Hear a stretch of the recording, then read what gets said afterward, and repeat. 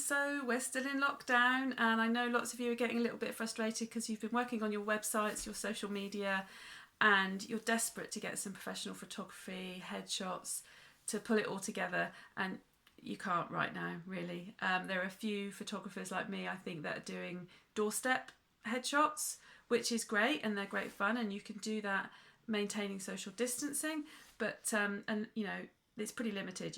You're stood by your front door, and if you want something indoors or in a different premises with lighting, different backdrop, then obviously that's not for you.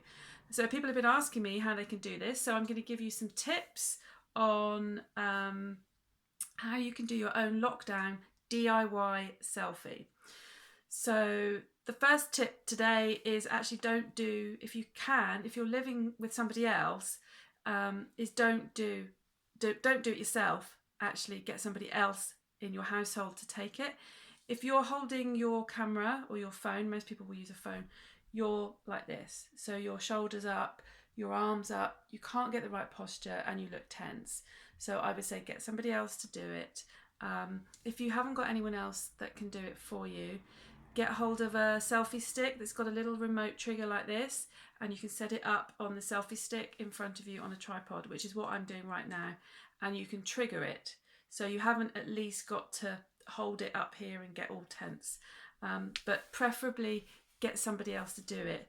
The other reason for getting somebody else to do it is if you're using your phone, the camera on the front that you use for the selfie is generally, these days, they're not as good as the one on the back. So if someone else is taking it, they're using the back camera, so you'll get a higher quality photo. Obviously, it won't be as good quality as a professional photo, but you know, it's better than the one on the front if you can do that. That's my first tip. I'm going to post a series of these with my top tips for how you can make the most of these lockdown days and maybe get yourself a stopgap photo that'll keep you going until you can get the lovely, unique, professional photos that you really need. Keep tuned, stay tuned.